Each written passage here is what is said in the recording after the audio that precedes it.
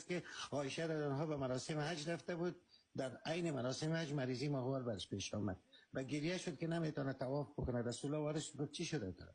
گفت من محیض شدیم. گفت پروا نداره، برو پس چی کن، برو دیگه مراسم انجام بده، حجت انشالله قبول میشه. ایناله شما این آوردید گفتید با عایشه ورود کرد. شما اگر راستگو هستید، اگر صادق هستین، این لفظی که ورود کرد یعنی هدفش هم خوابگی است، در کجا یا نه آلوره دوج نوشته نشده که میره از صحیح بخاری آوردم، در صحیح بخاری نوشته نشده که باشه ما حیض داشت، در اون نوشته شده که بر من وارد شد در حیض بودم. گفت امرای وارد شدن اوجه با معنای سکس بود جناب آقای همخوابگی معنا میشه، در ترجمه همخوابگی آمده کاملا. اگر نبود چی کنیم همینجا شما بگید. من از یک انسانی که میگن تعهد به حقیقت داریم، اگر همین لفظ دروغ بود همخوابگی نبود با چی کار کنیم بگید شما. من می سبا یک برنامه میکشم، نمره حالیسه تمام گپایش برات میمانم که خودت ببینی. نام مرد کنین در تیک تاک آمدین و پیشتان میم امیانم بخواین و محادثه براتان میکشم. اگر یک حقیقت داشت من همین لحظه هم نظر شما میشم، اگر نداشت پیش روی همه معذرت بخواین. درست؟ رفیقایتان میگم خودتان بفهمید. اگر سبا نشد دیگه سبا من همین برنامه خدا در یوتیوب میندازم. نه من رد کنید که گفتمان داشته بهتون ثابت کنم که چنان نیست. نه وارد شدن داستان حج است آقای شکر.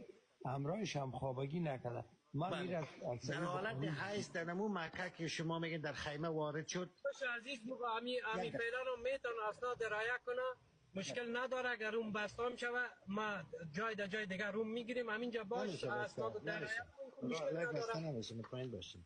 آقای عیاسی جوان هستن به او خاطر بسته نمیشه. جناب آقای اگر ثابت نتونستید از همه مردم افغانستان معذرت میخواین به خاطر چه کذب دروغ کذب بزرگ.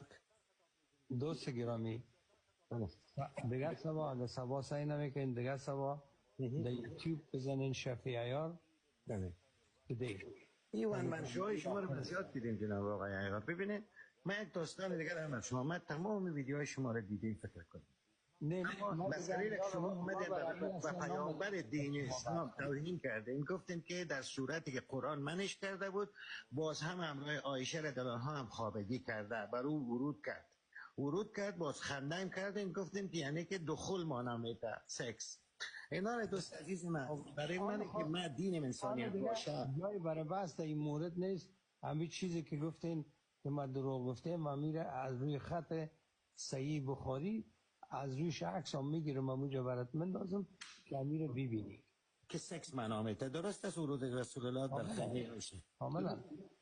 اگر نبود با چی تعهد کنی میشه که باز تعقیب کنیم. والا بیادر دیگه ایسایی کو باز مرا چنوری نمیکنم اقرار کو که با کسب و دروغ و تزویر تا به امروز شما پیش رفتیم دیگه چه من یک آدم نیستم که بیایم تو رو بگویم دروغ گفتی بیا چیکو یا تو با من یک آدم دروغ نمیشه حقیقت به مردم برسونن. شما روشنگری میخواین بکنی یا نه؟ بیایم که بیادر والله راستی نمت شده بود. اگر ثابت کردم که این مسئله سکس نبوده باز چی میکنی شما؟ کتاب کشیدیم از روی کتاب برات میخوانم. اگر نبود تو تنها مرا اصلاح کن که بیادر همین سکس مونا نمیته. یک قدر مردمه که با اون صحبت او در پیش ما گمراه شدن و چی بگذارید این یادداشت کنید پیشتر باز بگذارید ویدیویتون مرا در تیک تاک بدین پلتفرم بالا بیاره. سوال دوم از ما مردم وقت کشاندیم شما هیچ عمل نتونستین.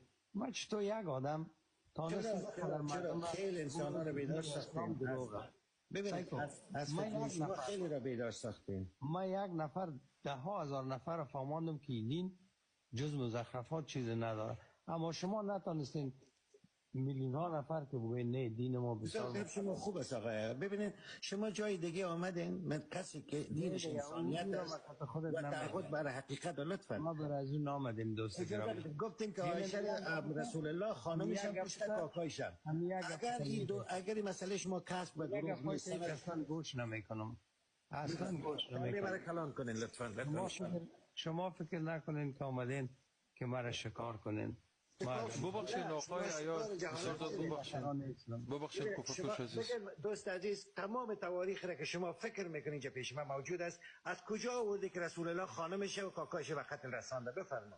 هر تاریخی که دوست داری بگو، همین لحظه پایین میکنم، روی مسیار میکنم، همین اگر شما راستگو بوده باشید. حالا اگر میتون اصلاح کده نیستین، سبا که من در برنامه خود کشیدم، عکس و حادثه کشیدم، نموس عکس مانامه داد، باز هر سیایی که میزنی برای خود دروغ است، خودتم میفهمید، درست است. اما این که رسول الله خانمش کشته چون دزدی میکرده در اوایل، کاکایش هم قتل رسانده و هم خدیجه را همین از کجا کردین آقای؟ او را ما از روی قرائن برای شما سند نداشتیم، درست است؟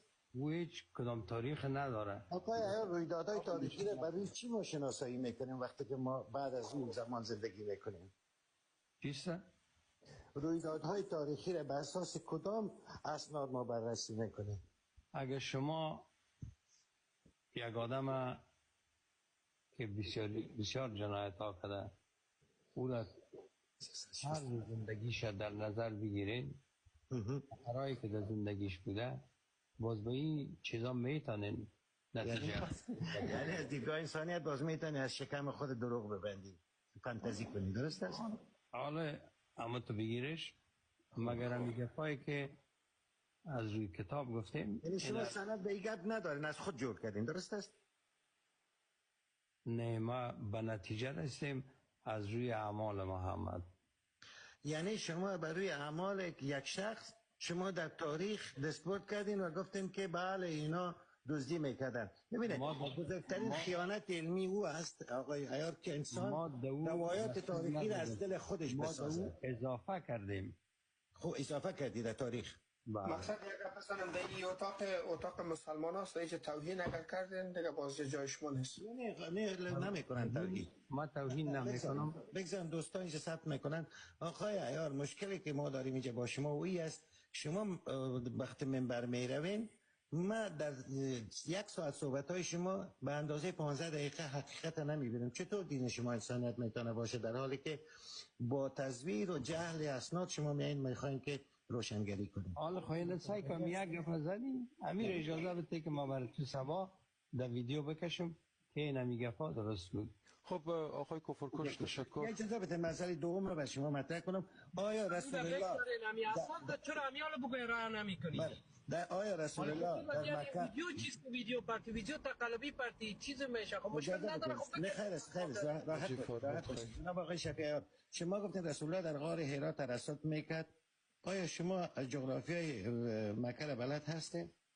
میفهمید که او در یک جای میره در یک دیت این خلاص میشه غار حرا، اوجه خدای کاروانی نیست و سرکی نیست. از کجا آوردین که اونا ترصد میکردن به خاطر دزدی؟ یک گروپ بود. ما اگر دایی که غار حرا ترصد میکرد غلط گفته باشم، دمو سر راه ها اینا ترصد میکردن.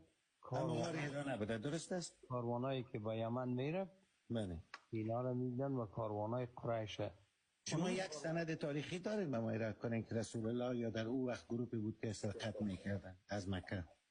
شما فکر میکنید که کسایی که کاروانا را چون انداختن و برای خود یک سند هم بله تمام کسان قطع و طریقای مکه و مدینه در تاریخ آمدن. حداقلش شما برین ویلدورانت بخوانید که درباره امانتداری او زمان پیامبر ما نوشته، درباره اعتبار و اعتماد و امین بودنشان نوشته، خیلی مورخین خارجی هم نوشته. با کدام دلیل منطقی و انسانی اتهام دزدی رو به یک پیامبر میزنین و میگین خانم خودم به قتل رسانده و کاکایشم به خاطر که افشا شده بود پیش اونا؟ آیا این شما یک امر اخلاقی میدونین که تهمت بکنین به پیامبر و باور کاملا ضرورت است که ما این دروغ بگیم تشریح کنیم به خاطر از اینکه 1400 سال جهان در یک شما این دروغ یک ضرورت دانستین گفتین، درست است؟ چی گفتین؟ شما این دروغ را که گفتین به اساس ضرورت گفتین. شما که میگین دروغ به خاطر از اینکه بسیار کار هستین؟ نه کار نیستم. ما به اساس جمع بندی معلومات خود و چیز یعنی جمع بندی از قرائنی که ما در این کتاب دیدیم گفتیم. کدام کتاب مثلا کدام شپایین کنم که حداقل نسبتاً به این قرائن شما نزدیکی داشته باشه؟ نام بگیرید، فقط نام تاریخ بگیرید. سیرت رسول الله بسیار چند کدام شپایین کنم برتا ضروری. سیرت رسول الله محمد ابن اسحاق اینمی تمام غزوات هدف شما باید این کتاب بود. هدف شما این کتاب است. درست است آقای عیار رو ببینید، توجه کنید. حمیده میگین؟ درست ما دیدن نمیتونمش. در کدام صفحه است؟ خب میبینه محمد ابن اسحاق اینمی خودش است. درسته؟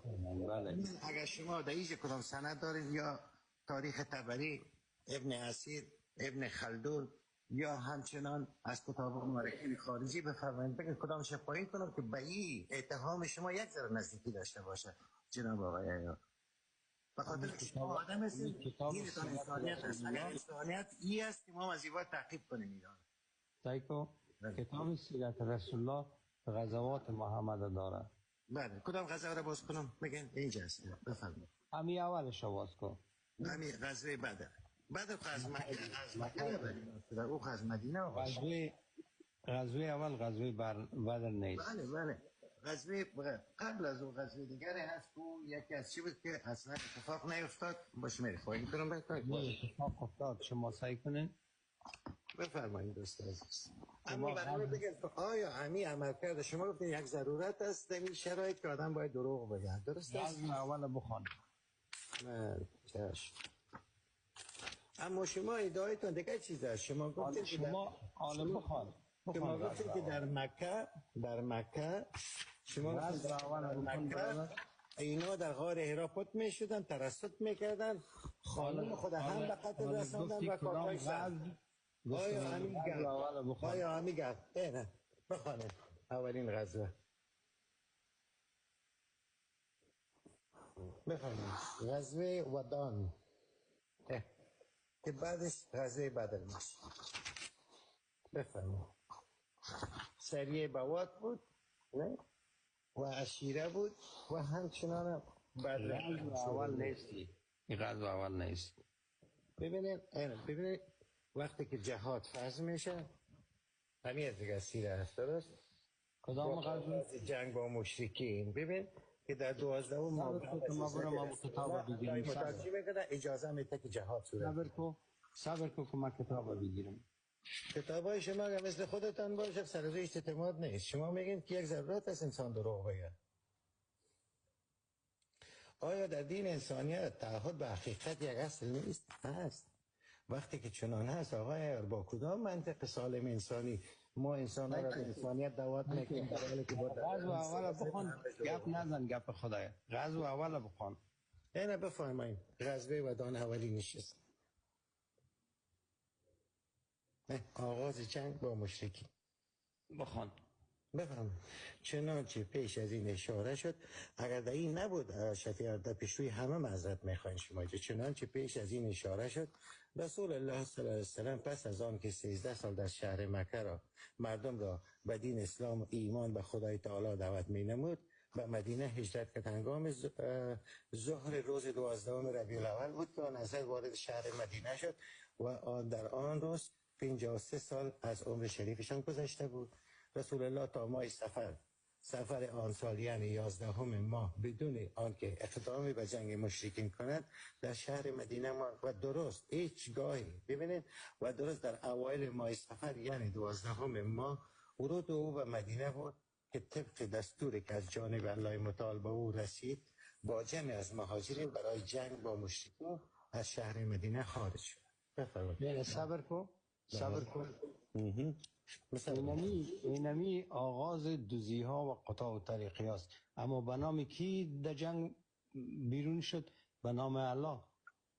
بسیار خوب. در این جملاتی که من خواندم کجا بود؟ چپاول کجا بود؟ خودت چشمت کور کدی به دیگه گپا. اینمی جمله آخره که خواندی که میخوانی که میگه به حکم الله برای جنگ با مشرکین بیرون شد. چرا خدایی که قدر قدرت داره محمد به جنگ دستور میده؟ چرا؟ اجازه بفرمایید میرم جواب بدم، باز ناجواب نمانید. جناب آقای عیار، شما اینجا خودت برای هر چیز یک جواب جور کردی. نه خیلی. ببینید آقای شفیع، انسانیت حکم میکنه و اخلاق و همچنان علم حکم میکنه. وقتی انسان در رابطه به حوادث تاریخی صحبت میکنه باید استناد از کتاب‌های تاریخ بکنه. عالیه یا عالیه که شما اینجا داشتید. خودت میگی که برای جنگ با مشرکین، چرا خدایی که خودش کلگی ما را جور کرده محمد دستور میده که برو بکش؟ آقای شفیع، شما ادعا کردین که رسول الله خانمش هم به قتل رسانده و کاکایش هم. هر کسی که میکش او هم در مکه مکرمه که یکیش خدیجه بوده که خدیجه شما میگونید سایکو عالی نمیال سایکو. و هنوز میگه که وقت تیر نشده بود که الله دستور داد که برو در جنگ مشرکین. این خو 11 سال بعد است. شما خبر دارید که در سال سوم عایشه بیبی خدیجه از جهان رخت بست و وفات کرد و بعد از اون چند مخواد دیگه اوجا نرو. من سر همین جمله گپ میزنم که الله دستور داد که برو در جنگ مشرکین. بله این جهاد را بود که بعد از اولین غزوه ودان بود. بخوانید اگه اینجا شما کباول را یافتین از اینمی غزوه تا آخر که بری تا آخر غزواتش الله دستور داد که برو اون کاروان ابو سفیان تیر میشه. الله دستور داد کیره، الله دستور داد که عیسوی را بکش، الله دستور داد که موسوی را. جز قتل و کشتار در زندگی محمد چیزی نه. جناب آقای شفیعی، شما که در مکه قتل و غارت میکرد و کاکا و خانم چون دزد بود و